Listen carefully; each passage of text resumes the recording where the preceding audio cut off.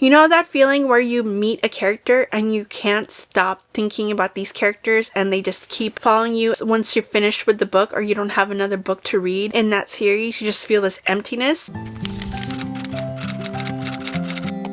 Hi everyone, welcome back to my channel. My name is Shia and I thought it would be fun in today's video to go over every single book that I've given a 5 stars since I started reading again. I obviously am not going to go over like the books that I read when I was a kid because obviously I didn't know what ratings were back then and I couldn't even tell you what I felt about them. So I'm going to be talking about the books that I rated 5 stars. I've been a reader since I was a kid. Literally since I learned how to read when I was like 3 or 4, I grabbed books and hailed books left and right. I read chapter books and also I would borrow a lot from my school library or from my class library. We were allowed to choose books to read ourselves. And then as the years went on, I just kept reading and reading and reading to the point where I had so many books in my room. I think every reader as a kid went through this too, where we were made fun of for constantly reading. And now in this day and age, reading is like kind of cool now because everyone is reading at this point. I started reading again in late 2023, September, October time. I decided to start picking up books again. I don't know what sparked within me. I think like I was reading a few books here and there, like not even at most 5 per year, if that. Sometimes I would only read 1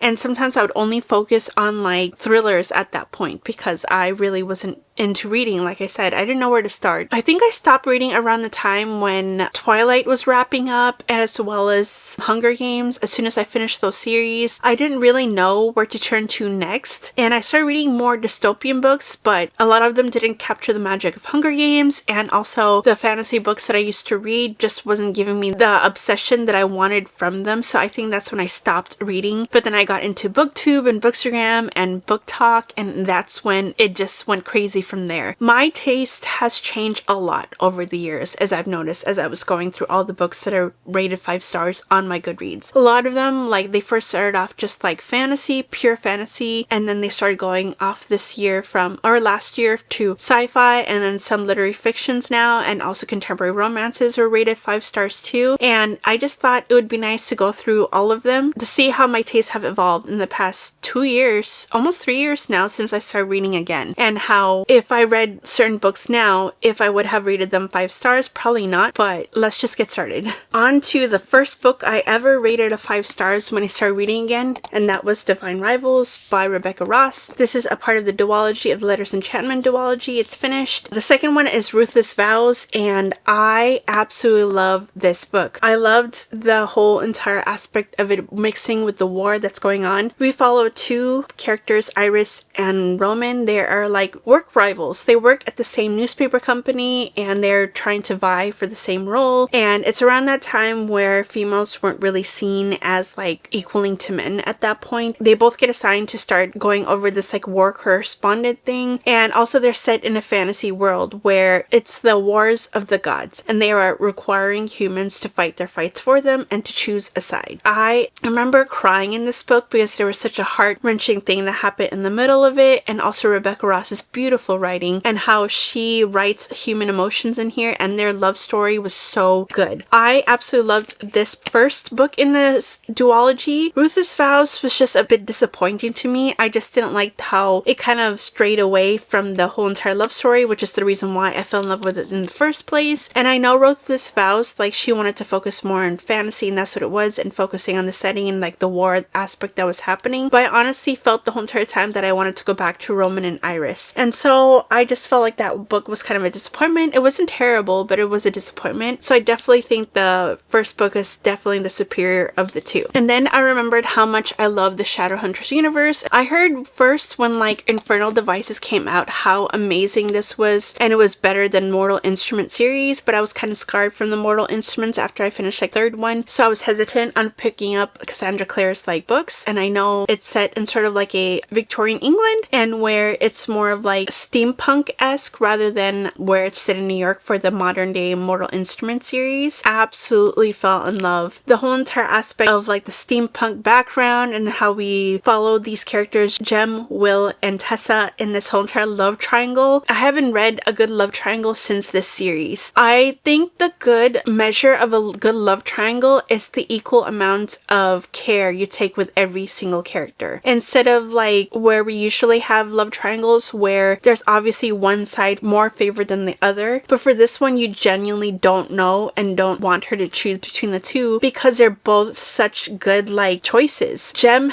is like so good with like his musical talents and everything, and also Will is like that dark tortured soul where like he is so self-loathing and doesn't feel like he deserves love, yet he sees what he's always wanted to feel with Tessa. And I love this whole entire series so much, and I loved how Will and Jem also really cared about each other. They're absolutely best friends, and this world is called the Parabate. There's a ceremony they kind of go through where they choose to be entwined with each other in the Shadowhunter world, where they basically are each other's like best friends. They follow each other to the end. They make sure to take care of each other. Like if there's a Shadowhunter mark that they need to write on each other, it's better if their partner, their Parabate, is the one who writes it on them because it's stronger for them. And it's like everything, it's soul bonded, everything, and I love the way it was taken care of, how they all loved each other at the end, and it wasn't like some sort of twisted thing like that. It's so beautifully written. I gave every single one of these books 5 stars because I thought it's so beautifully written. The Shadowhunter world is literally one of my favorite universes of all time, and I'm so happy I picked this up because the trilogy inspired me to pick up the rest of the whole entire series, which I'm working my way through now. I read the first 3 of the Mortal Instruments series, like the first reread, and now I'm rereading The Infernal Devices again because I'm following Simon & Schuster's like reading order, where it's sort of, I think it's publication order that I'm following, I'm not too sure, but everyone said like that's the best one to follow, so that's the one I'm going through, and I'm so having such a fun time rereading this whole entire series. And I love how emotional this whole entire trilogy is. It puts you through the ringer, and also you have a found family as well in this Shadowhunter like institute that everyone ends up going to if they're a Shadowhunter. It's so good, and I highly recommend picking this up if you have not read any of Cassandra Clare's books. And the next one is The Very Secret Society of Irregular Witches by Sangu Mandana. This is, I think, the only book that is like considered a cozy fantasy that I've ever given 5 stars to. It reminded me so much of a combination of Bewitched, if you remember watching Bewitched, and also Practical Magic. It's so cute. I love like the found family she had in here, and we follow a character named Mika. She does like YouTube videos where she does magic, but everyone thinks it's just like stage magic and she doesn't have actually magic and it's just like edited that way, but in truth she actually has real magic. She's a witch. But in this world, witches are not like prominent. In fact,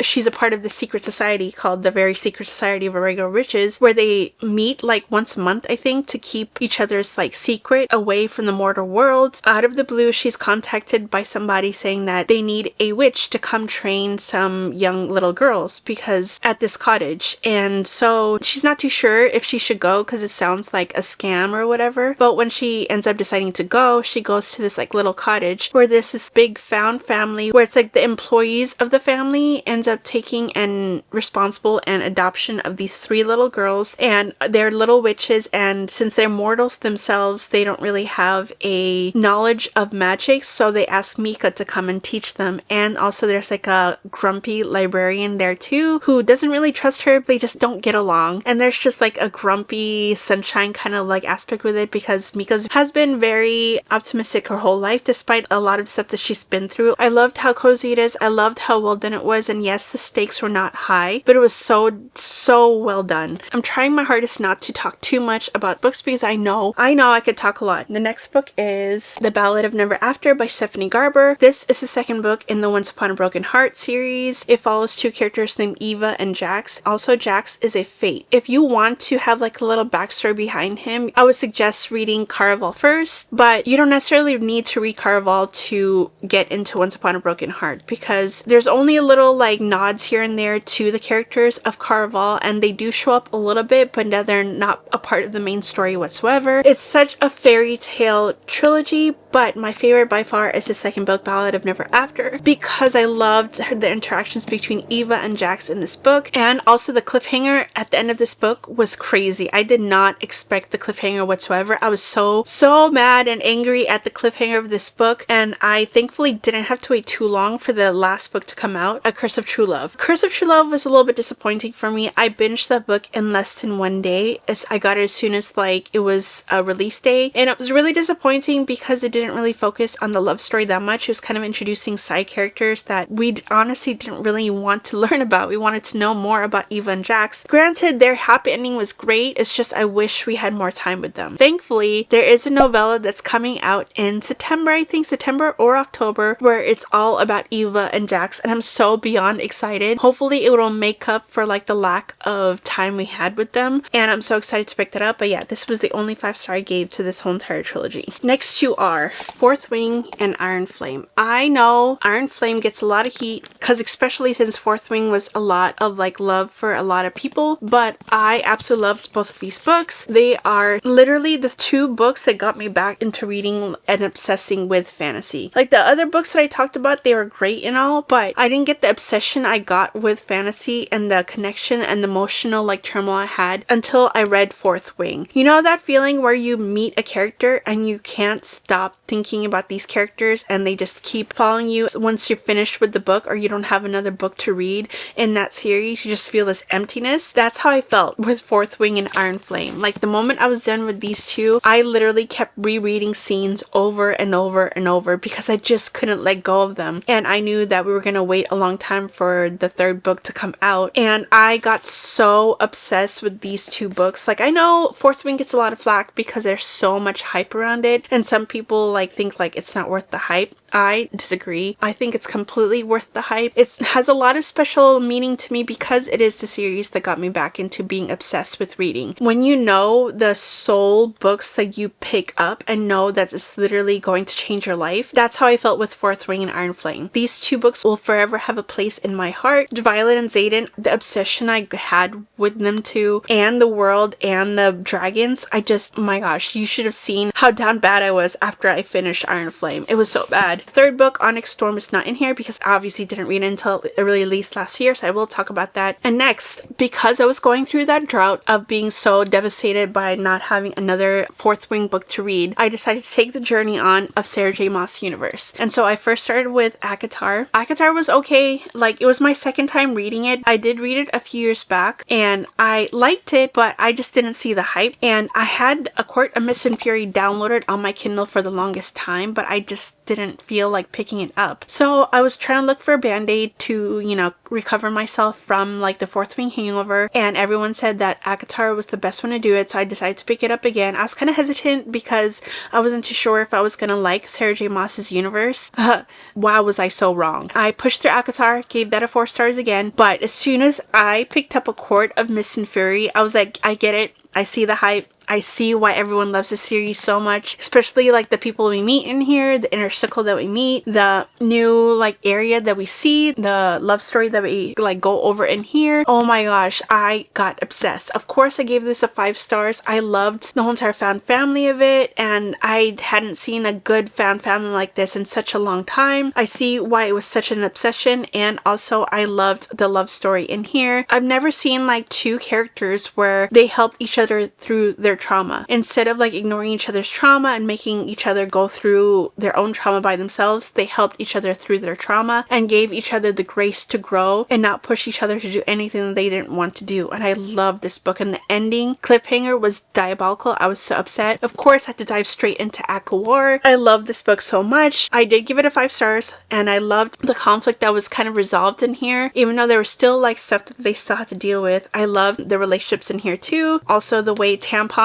was treated here. I laughed so hard when like the different stuff that happened in here. I was kind of sad because I kind of got spoiled by the ending, especially that big like plot twist that happened. So unfortunately it wasn't as emotionally devastating for me because I knew what was coming. I wish I didn't get spoiled by the ending, but it's fine. It's okay. It was great nonetheless. We learned more about the politics in here. We learned more about the different lords that we have in the different worlds. I loved it so much. Despite being spoiled by it, it's still amazing nonetheless. nonetheless, and I absolutely love both of these books. So the first book I ever gave for the Throne of Glass series is Air of Fire, then Queen of Shadows, Empire of Storms, and Kingdom of Ash. If you had to ask me which one is my favorite book out of all the Throne of Glass series, it has to be Kingdom of Ash, because the way this wrapped up everything, I mean everything in the whole entire like series, took me a while to like get into the whole entire Throne of Glass series. I didn't know if I was gonna like it. The first one, I was like confused on how this book was kind of drawn out to be 8 books, and then Crown of Midnight ending and the stuff that you find out like they have to do, and then I jumped straight into Air of Fire after the cliffhanger and the revelation we get in Crown of Midnight. This is where I fell in love. I fell in love with it in this series because I saw what was going to happen and how it was going to be done, and I thought it was going to be so good. And this is also where we meet one of my favorite male main characters and probably my top book boyfriend. This is where we meet him, and I love this so much, and it just keeps getting better with every single book. The plot just keeps getting crazier until it ultimately like wraps up in here. This one, I sobbed my eyes out. If you haven't read Throne of Glass before, it is a happy ending. It's just we have to go through a lot of stuff and pain and torture to get to the end of this book. We have almost 1,000 pages in here, like 980 pages. At the end of this book, I sobbed because it was so bittersweet. I was saying goodbye to characters that I absolutely fell in love with, and I haven't like had a good series like this since Harry Potter, and I was so sad to say goodbye to these characters. I am rereading Throne of Glass now. I'm on Crown of Midnight, and it's literally my favorite series of all time. I implore everyone to just pick up Throne of Glass. You're not gonna really get into it. If you're one of the lucky ones that really get into it, buy the first book, great, whatever. But it's gonna take a couple of books to get into it because multiple factors. You don't know what the whole entire series is going to consist of until maybe you get to the second or third book. Just trust the process. The first and second book, you're wondering why Selena's like such a big thing and she's like this #1 assassin. Like, what's so big about this world? And then as you go further on with each book, the whole entire world gets fleshed out even more. I absolutely love this series with my whole entire heart. I beg every single person that if you have not read this whole entire series, like, pick it up. It's so good. It's so emotionally devastating. There's so much growth that you see with the characters. We have my favorite FMC of all time, and this series is what I compare every single fantasy series that I pick up to. I need the depth of the characters. I need the depth of the plot. I need everything to wrap up by the end of the book. Every single thing that was mentioned in the first book, like all the Easter eggs, everything wrapped up. It's just wonderful. I love the cast of characters we get, especially the side characters and the side romances that we get too. You end up caring for every single character there is. Even some characters that kind of annoy you from the beginning of the book, they do end up getting their whole entire arc sort of redemption. If you have not picked up Throne of Glass, please don't be intimidated. It's such a good story, and I think everyone should like read this story. And examines like a lot of like mental battles and everything and mental health issues that these people have to go through, especially at the beginning of this book. Yes, I love Throne of Glass. And then next, I ended up picking up Crescent City first. The only book I gave 5 stars to in the whole Crescent City series is House of Sky and Breath. I love the first one. I love the whole entire like murder mystery aspect that happens in the first book, but because it took me like a few hundred pages to get into, I didn't give it a 5 stars. But this one absolutely got a 5 stars. I love the ending and the tying of everything together to like sort of the universe of SJM. I loved the whole entire urban fantasy of it, and yet granted, Bryce is probably my least favorite main character in this whole entire like SJM universe because of the stuff that happens in the third books. I loved it. It was good. It's well plotted. I don't have the same love that I have with like Throne of Glass and, you know, ACOTAR. This is a good urban fantasy book. I especially love it because of the twist we get at the end. So this is my favorite one out of all 3 of them. I'm gonna reread it again this year before like the next ACOTAR book comes out to see if it still holds up to my 5-star standard. I don't know if it's just because of the ending still that I give it. I don't really remember everything else that comes into play in this book. So that's why I can't wait to reread it. And then finally, once I finish House of Sky and Breath, I did end up picking this up, and I absolutely fell in love with Nesta's character arc. She gets so much bad rep because of the stuff that she does in the first book. Like, granted, none of the stuff that she was going through excuses anything that she did to Feyre or how she treated other people, but yet being in her POV made you understand her more. And also, she's the only one I kind of really relate to in all of SJM's universe. She pushes away people when she gets hurt in order to protect herself, can relate to that. And I loved her character arc. I loved her love story with Cassian and the character arc she has and the part of the story that she plays and the power she into and her character growth. It's so good in this this book and literally became my favorite book out of the whole entire like 5 books that are out. Love Nesta so much, and she's so misunderstood, and I wish more people understood her and gave her a chance, and I love her so much. Next one is sort of like a historical fiction. It's called If We Were Villains by ML Rio. We follow characters who are in a college where they are basically study Shakespeare works the whole entire time. They're passionate about Shakespeare. They literally quote Shakespeare to each other all the time. They relate to all their situations in their life to Shakespeare, and it reminds me a lot of the Dead Poets Society. I loved the examination of Shakespeare in here because I'm such a Shakespeare play girly. I used to take a Shakespeare class in college, and we used to have to write like an essay every single time that we read a Shakespeare play. I loved it. I loved that this was a murder mystery kind of thing because it's a bunch of these like characters who get together and get close and live in this house on campus because of their love for Shakespeare. Yet they don't really have a good foundation in their friendship, and there's this big thing that happens during their, I want to say, senior year before they graduate. One of the characters ends up passing away. There's this whole murder mystery thing that you find out. I love the atmosphere of it. I highly recommend to read during fall time because of the academic setting and how dark and dreary the whole entire thing is, and you don't really know who did the crime. And we also jump back and forth between 2 timelines where we follow a character who was a part of this group, that they were like friends. They were there when the murder happened, and they get released from prison after like 10 years or something like that. It's a detective that follows the person who is released from jail, and he ends up asking him off the record what really happened during that year, and it slowly starts unfolding. I absolutely love like the dreary atmosphere of it and how it's very similar to sort of like a Shakespeare play where it's very kind of dark. You feel the fear and the scariness like surrounding you, and you don't know who to trust because everyone who sort of like was friends with this person who died had sort of like beef with this person. He wasn't the best person at all. He literally has done so much bad things to everyone that he come across, but they tolerated him because he was a part of the program and everything else, and so you don't even really know who truly did it. And when it comes about who really did it at the end, it was so good. I highly recommend, especially if you love Shakespeare and like play and like a theater nerd like I am. I highly recommend it. Okay, I'm gonna start rapid firing through this because I'm about halfway through the books I've ever rated 5 stars. Next is Six of Crows duology and the Crooked Kingdom, the second book in that duology. If you like very complex magic systems,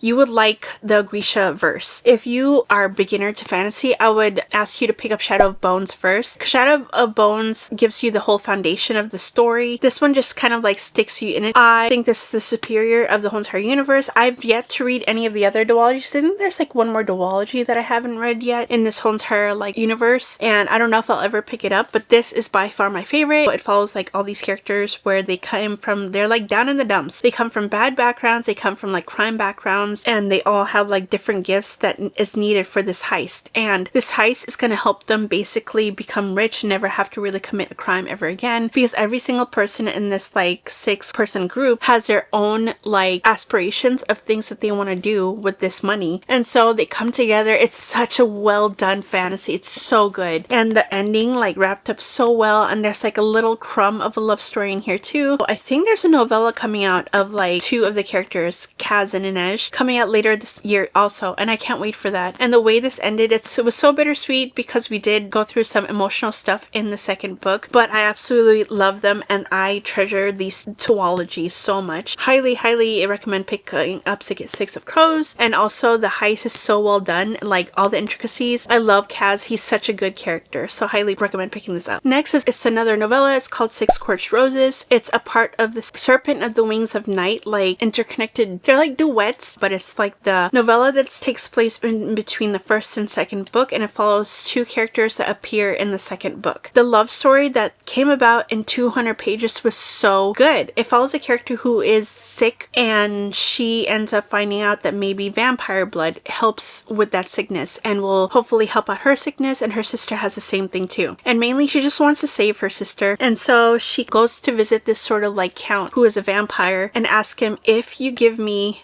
your blood to experiment with, I can give you these 6 roses. And so he's curious about how special these roses are. So they end up like forming this like friendship and then relationship. It's so good. I love their relationship so much, and it's so strong for 200 pages, and that's like one of the only novellas I've ever given 5 stars to. Like, a novella has to be really strong in the character and emotions and the plot for me to give it 5 stars, because obviously it's a novella. It's very short. I absolutely love it. If you don't read anything else from the Serpent of the Wing the Night series by by Carissa Broadbent, I recommend you to pick up Six Scorched Roses, because you don't really have to read the other two in order to understand it, because it stands on its own. It's so good. Next is The Two Twisted Crowns. This is a part of the Shepherd King duology. First book is One Dark Window. This is by Rachel Gillig. Very atmospheric. I love the love story that we examine here. We examined one story at the first book. This one introduces a different love story, but they're still within the same like universe. Universe story, obviously. And I really love the character development in here and how everything wrapped up. And this is the only one that I give 5 stars between the two. Perfect for fall spooky season. Now moving on to like more of contemporary romance. This is Happy Place by Emily Henry.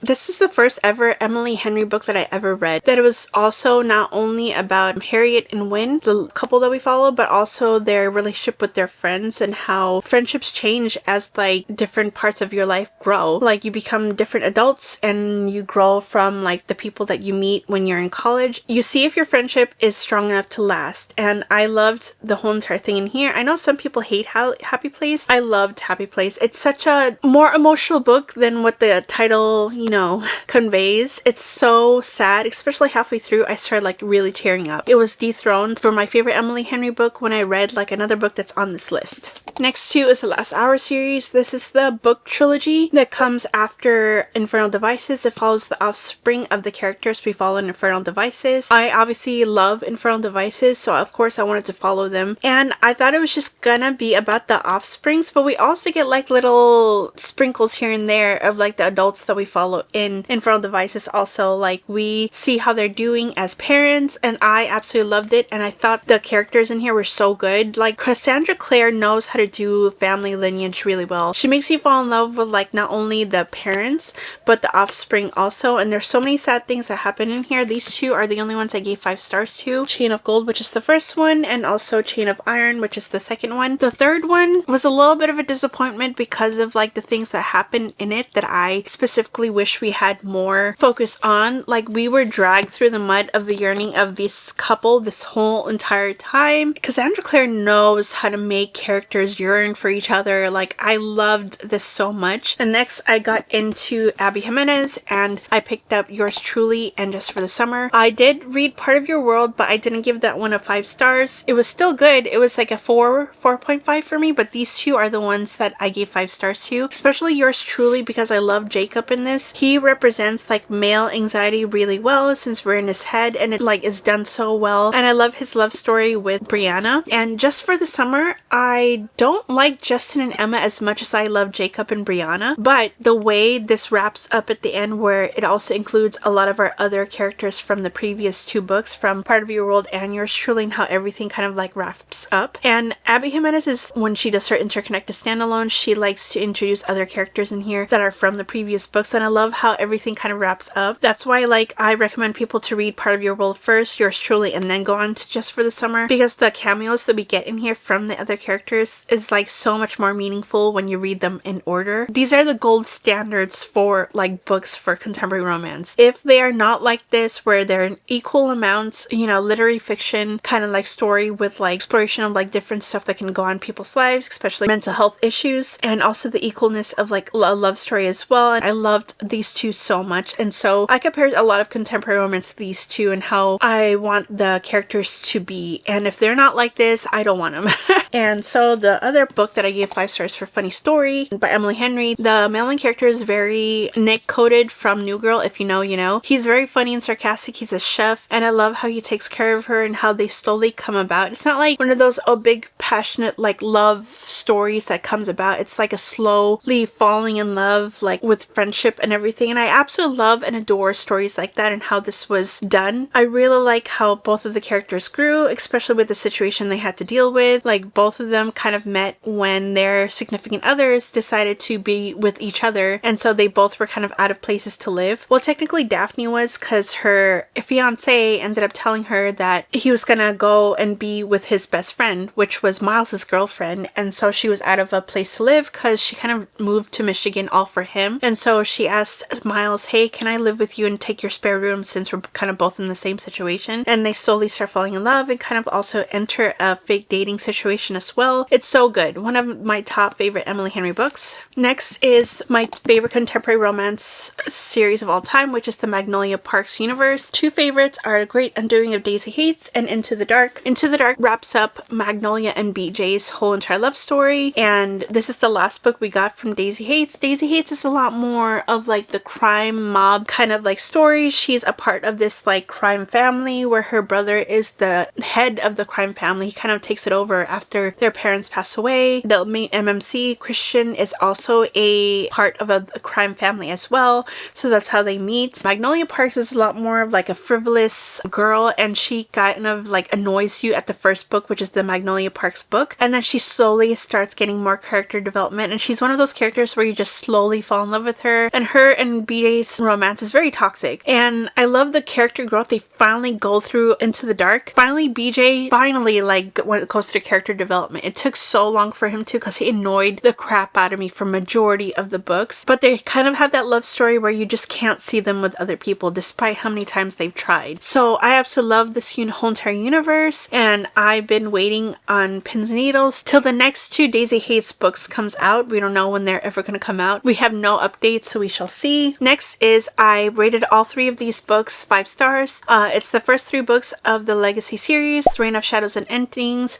Storm of Siege and Sorrow. No, wait, sorry, that's wrong. Storms of Secrets and Sorrows, and also Tempest of Wrath and Vengeance. And the reason why I didn't rate the last one of 5 stars was because it was just so disappointing. I have such problems with it, but I still love the first 3 nonetheless. It's a dark fantasy romance. It follows characters who kind of are going through their own demons. A character named Tessa, she is a fae, and in this world fae are kind of at the mercy of legacies, and legacies are what Theon and also Luca, like they're the characters who come. They go through this sort of like selection year process where they go through where faes study and everything, and they choose who's going to be their source. Faes are the main sources that they have for their magic power, so like they have these wells that are not infinite. They have to get refilled, and the best way to do it is to get a sort of like mark bond between fae and legacies, and faes do not have a choice in this world. There are just like no rights whatsoever. It's so dark, but yet done so well, and you see how they develop. And also I was the #1 Tessa defender because she's so infuriating majority of the time in these books. I loved her in the first 3. The 4th book,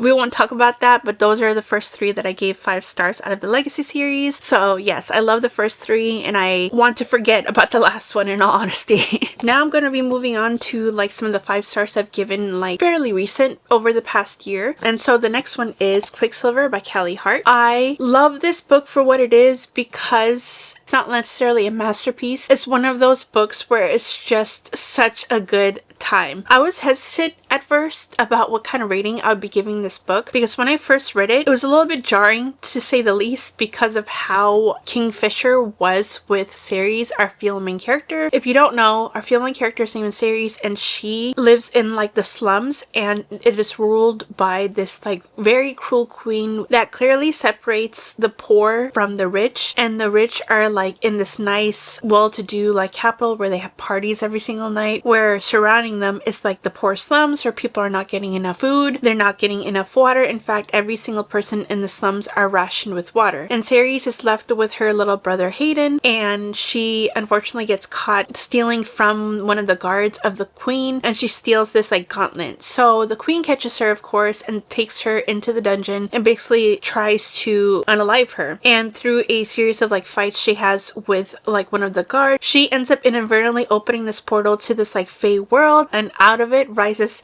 Kingfisher, and he is mean to say the least. He's mean to her. He doesn't understand like why this like human is so puny, and then we realize that she is the last living like alchemist, and she is very integral and important to like this big war that's happening in the Fae kingdom. So she ends up finding a way to help out this whole entire kingdom while, you know, Kingfisher's being this big meanie to her, and we slowly like uncover him, and he's very crass. He definitely has a mouth on him, but for some reason I ate this book up. I devoured it and I absolutely fell in love with the relationship that they had. I couldn't put it down. So this was like a 6-star read for when I first read it, and I've read it twice already and it's still the same rating I gave it. It's still such like a giddy feeling whenever you read how they first meet. So this is more like a 5-star feeling kind of book, not necessarily a unique concept, but I loved it nonetheless. Next one was probably like towards the end of 2024. I think I gave this book a 5 stars. I was finishing up a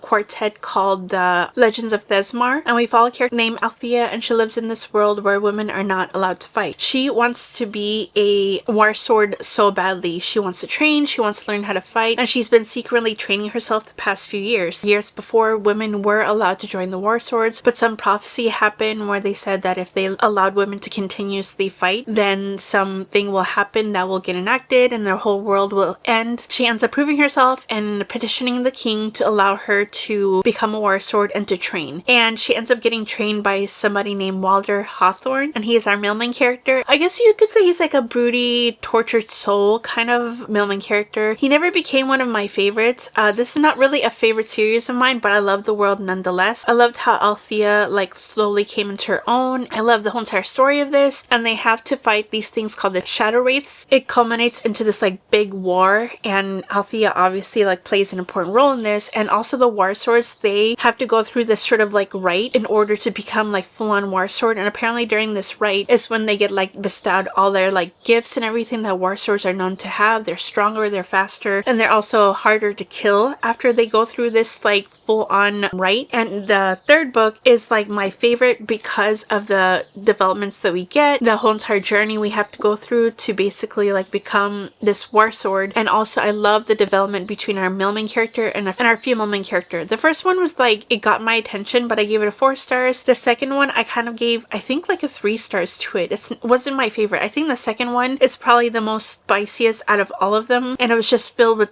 more spice and romance than plot. But this one was an equal amount of both, and yes, it's still pretty spicy, but I loved how the plot developed in here. So this is definitely my favorite. The ending of it was kind of a letdown, to be honest. I think a lot of the stuff that we were kind of building up in the last book kind of really wrapped up really fast. I don't know, it just came about too easy, but this is definitely the only 5-star that I gave the whole entire series. The next one came in January of 2025, and of course that was Onyx Storm. This book put me into such a bad book slump after I read it because of the ending. I raved about my love for Fourth Wing, and I loved the lore that we got in this. I know there was a lot of journeying in this, but I think it was necessary because the first 2 was kind of really about Xaden and Violet's relationship. This one, after that whole entire miscommunication thing happened in the second one, this like kept on going for the plot, and I loved that we explored more of the world, especially with how big the map is. And also I love that we got more lore of like the dragons and their background. That ending makes me so sad. I'm so scared for the 4th book and how everything's going to happen, and I'm so scared for a lot of our characters because of that ending. And also that ending was a freaking jump scare, because I don't know if you saw my reaction to it. So this is the last page, right? This is the last page, and I got to the last word, and then all of a sudden I turned the page and there's literally nothing on it. It was such a jump scare, and like, oh my god, I can't wait till the 4th gets announced, and I'm so scared for what's coming for our characters. Of course, it's suffice it to say that I'm probably gonna give 5 stars to like the next like 2 books. So yes, I love Onyx Storm. The next one is when you start seeing like more of like my taste kind of changing for books. I heard a lot about The Favorites by Lane Fargo. This one follows 2 characters who are figure dancing competitors.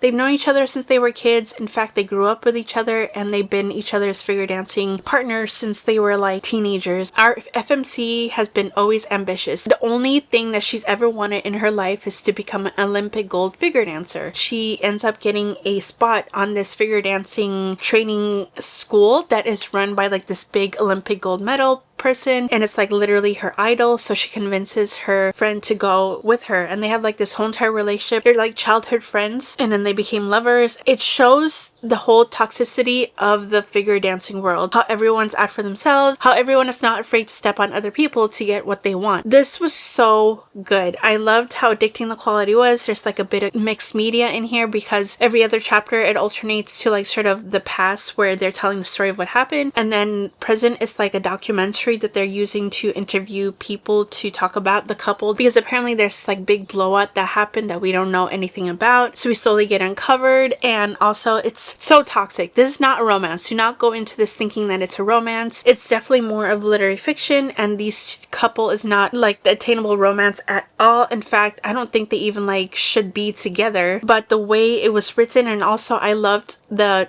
development of our FMC's character. Like, she started finding out maybe the ambition of trying to become a figure dancer is not as important as being true to people who you should surround yourself with, and she starts thinking about like what kind of life would I want at the end of the day, and how many people am I willing to push aside to get that, and will it satisfy me at the end. Like an exploration of that. I absolutely loved it. I ate it completely up. I talked about my favorite contemporary romance series ever, which is the Magnolia Park series, so of course I picked up The Conditions of Will. This I absolutely love because we follow a character named Georgia. She is a body language expert and she lives in the UK, and she's been there since she was a teenager. She kind of had a big falling out with her family, and she's sort of like known as black sheep of the family. She unfortunately has to go back home because her dad passes away, and she needs to go back to, you know, clear up his affairs, and also to basically say goodbye to him despite having like such a tumultuous relationship with her family. And when she goes back to South Carolina, where she's from, she ends up running into all the stuff that she left behind after she had to leave because of things that happened in her teenage years. And also she has to deal with her family and then her two siblings that she doesn't really get along with. In fact, she and her sister don't get along at all. Her sister is so terrible to her. She treats her terribly. The only other person that she gets along with is her other younger brother Oliver, and he's also the other black sheep of the family because they cast him out because he is gay. So they come back home, and also Oliver brings his AA sponsor because he's also going through like trying to get over his addiction. She ends up having sort of like a relationship with Sam, and it's so good. They form a relationship. Like, the romance in here is very much more subplot. The main focus is definitely on the family. I love the writing in this. It's so good. It talks about how the different dynamics are in Family Matters. I love books about family dynamics. It talks about how she kind of tries to not let it affect her, but unfortunately because they're her family and she was raised by that, she doesn't know any other way, and she wants to get along with her family. Like, it's not like she doesn't want to, but unfortunately they're like bigoted, set in their ways, they're very religious, so anything that's out of like their beliefs and their norm in their society, because they're part of like this rich, like old-fashioned society in here, it's not going to be accepted. And so that's why she had to leave, and she had to go overcome this. And also there's like a secret that was like being kept by her dad this whole entire time, and she has to uncover that too. I loved this book so much. It was another 6-star read of mine. The next book that I gave a 5 stars to is Kingdom of Claw by Demi Winters. This is the second book in the Ashen series. It's going to be a 5-book series. There are currently 3 books out right now plus a novella. It follows a character named Scylla. It's based on Viking lore, and she has to escape with her life because the queen sent some guards after her to try to get them back to her, and she doesn't know why. And unfortunately during this like scuffle, her dad ends up getting unalived, so she has to find a way to get to the Road of Bones. And this Road of Bones is like a 1,000-mile stretch where she would unfortunately be in danger, so she like finds the notorious Blood Axe crew. She sneaks onto their wagon, and she doesn't know who they are yet, and she ends up slowly finding out who it is, and she starts regretting her choices because obviously they're like a notorious assassin group that people like hire these mercenaries to take care of like these different things that happen around the world. And she gets caught, and then she ends up going on this big adventure and slowly starts swarming her way into their hearts. And all of them have like really sad backstories. They have a lot of PTSD from like domestic abuse they go through, so check your trigger warnings for this. I rated the first one I think a 4 or 4.5, but the second one is definitely where it's at. I love the character development that Scylla goes through and how she ends up finding out the different stuff that is her lore, and she ends up embracing a lot of the stuff stuff that she's learned. I constantly say is the closest series I've ever had the same feeling of when I've read Throne of Glass. Multi-POV, and then we are contributing to like a big plot, and it's so good. And I wish this whole entire series was talked about more. I feel like we don't have enough attention for this, and it's so underhyped, and I'm so sad that it's underhyped. Next is pretty much like kind of like the similar thing to Kingdom of Claw. I continued on with the Gods and Monsters series by Amber V. Nicole. This is the second book. It's called The Throne of Broken Gods. If you don't know, this follows a character named Diana and Sam Kyle. They both are kind of like made to be enemies. Diana has been alive for 1,000 years, and she is actually a Igmorthan, and it's like she's a shapeshifter. Her whole entire thing is that she works with this person named Caden. She's basically his lackey, but the whole entire way that he is able to control her is because he always uses her younger sister as a threat to make her stay in line, basically. And then she finds out that he's trying to look for the Book of Azrael, and this Book of Azrael is sort of like a big like thing that you don't want like the villains to have, because it can open these different portals all over the world. And so if he has this book, then he becomes basically the ruler of all, and you don't want that because he's evil. And so she ends up seeking the help out of Sam Kyle's team. Sam Kyle is a god king. He's supposed to be the savior of the whole entire world, and he's like one of those very hating, deprecating, woe is me kind of memeing characters. He prefers to be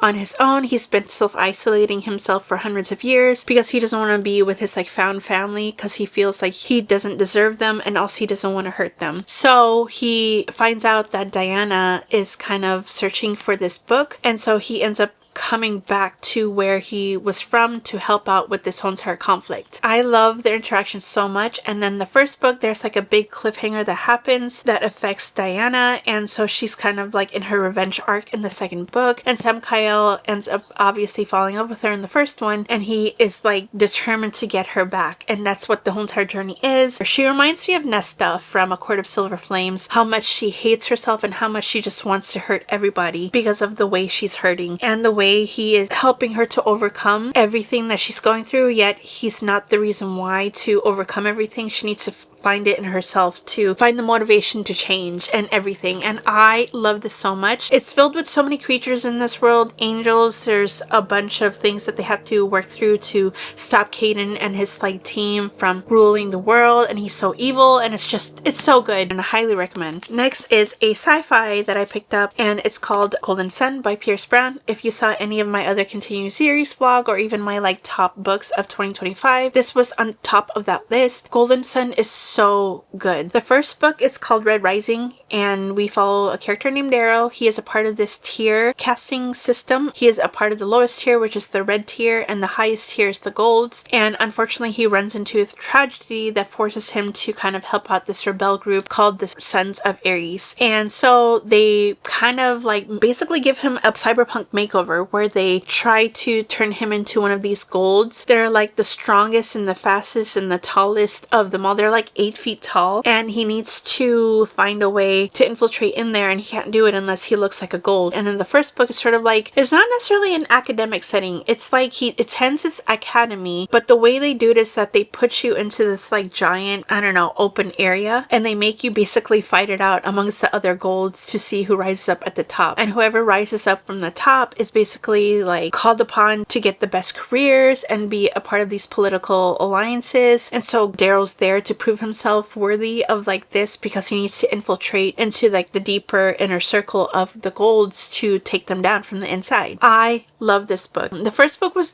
definitely more Lord of the Flies. You could see how Pierce Brown's writing like develops as the books go on. This is by far my favorite of the series. It's sort of like a space war that happens in here, and the character development that Darrow goes through. The whole entire cliffhanger at the end had my jaw dropping. I've never read an ending like that in a book like ever. So it's crazy. I love this series so much. And then next, I wanted to continue on with my sci-fi, since I love Golden Sun so much, because I heard so many amazing things about Project Hail Mary by Andy Weir. This follows a character named Ryland Grace. He wakes up on a spaceship and he doesn't remember why he's on there. The only kind of like company he has is this like robotic arm that is there to take care of them. And he slowly uncovers that he's on a space mission that is trying to solve this big problem that is affecting Earth. I went into it blind because I didn't know why it was such a popular book. And also highly recommend the audiobook. The audiobook is definitely where it's at. The narrator puts in work while he reads the whole entire book. He gives little voices to different characters, and also the writing has so much humor in it. Yes, it can tend to be a little bit hard to get into because of all the science talk in here, but if you pick up the audiobook, it helped a lot for me to get into it and also to start caring about the characters. And there's like different side characters in here too that you start falling in love with, and it's so good. It's so heartwarming, and I have yet to see the movie. I still want to see the movie soon. If you're not intimidated, pick up the audiobook anyways. It's where I feel like is the best way to consume this book. And then I picked up The Ascended by Greenwich and Lennox. This is in the same universe of Riftborn and Dustbound. I have like whole entire videos where I talk about how I didn't like Riftborn. In fact, I gave it a 3 stars, but the ending gave me a reason to go into the second book called Dustbound, and Dustbound changed everything. Like I gave that book a 4.5. This one is connected to that universe. It's not the same like world, but it's within the same universe. This one follows a character named Theus, and she can wield starlight. She can basically manipulate it to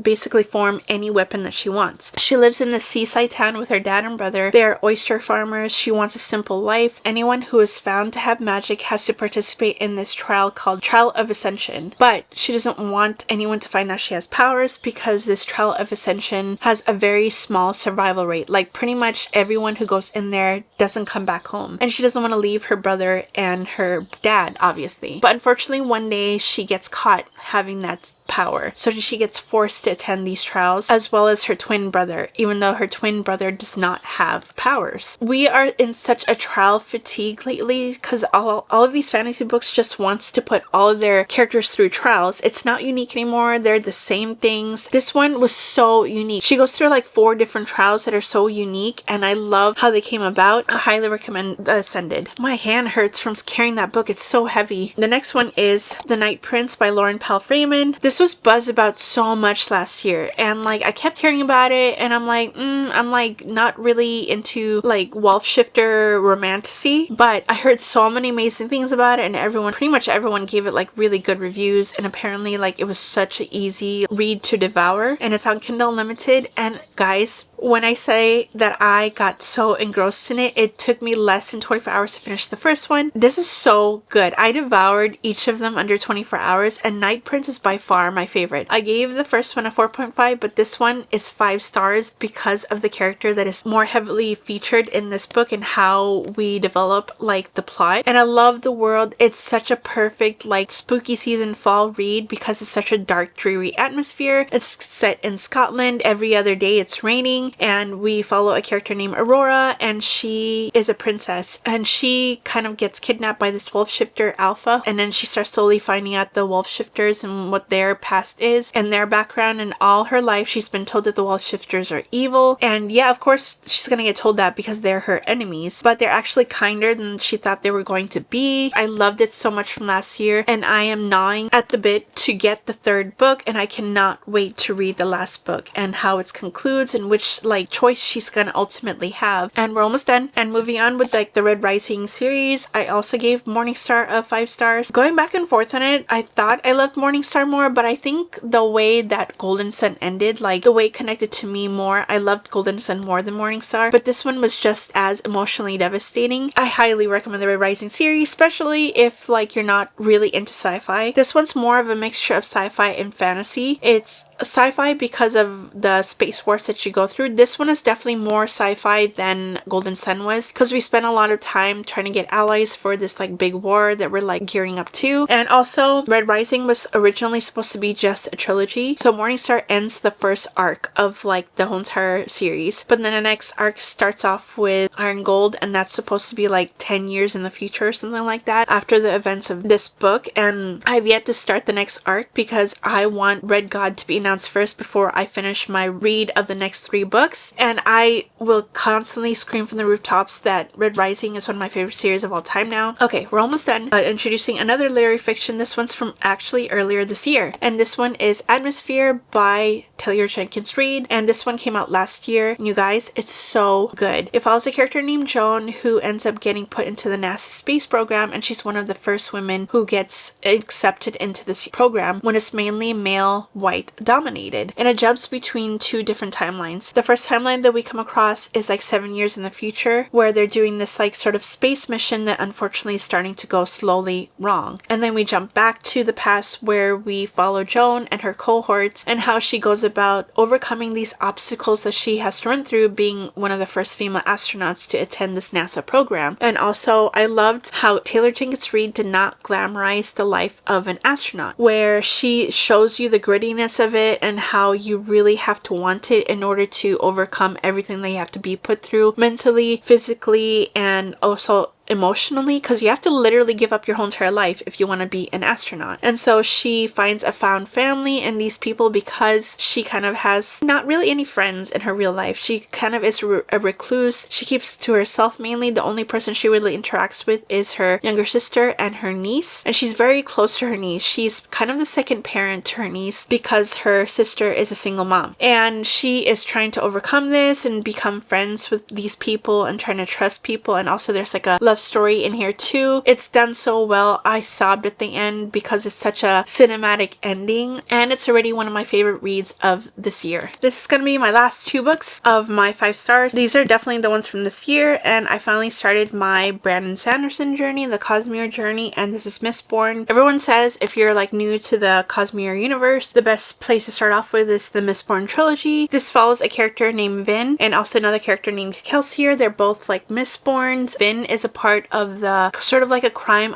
syndicate that's underground. She's sort of a lackey of one of these big crime bosses, and she's kind of had to be stuck there because her older brother kind of left her behind and betrayed her, and she was forced to stay since he wasn't there to pay off like his debts. Kelsier is a part of this rebel group that is trying to find a way to take down this person named the Lord Ruler. He's been the Lord Ruler over this whole entire country for 1,000 years, and so here comes Kelsier, who believes that there's a way to unalive the Lord Ruler. And so she ends up getting recruited to join his group because she's another Mistborn and they need her help to basically pull off this heist. And I absolutely love the magic system in this book. It's so in-depth, it's so detailed. Also, I was always intimidated by Brandon Sanderson's work because I was always afraid that I might not understand it. His writing is so easy to get into. It's very straightforward, very simple. It's not flowery, it's not overly descriptive, it's not heavy on the prose. I devoured this whole entire book. It's an almost 700-page book and I couldn't put it down. I loved it so much. I can't wait to move on to the rest of the world. And then the last one that was like my most recent 5-star, Book Lovers by Emily Henry. This was the last book I had on Emily Henry's backlist that I had to read. We follow a character named Nora who is a literary agent. She's basically tasked to, you know, get good deals for her authors and also help them connect with other people to edit their books or publishers to publish their books. And so basically she's the one who advocates for them. Then we also follow a character named Charlie. He is a editor. They have sort of like a bad interaction like 2 years ago where they have this lunch and she presents this like author to him and presents this book to him. It's set in a place called Sunshine Falls, and he barely reads it and doesn't even like it and says that it's never going to go anywhere, and she is determined to prove him wrong. So 2 years later, in fact,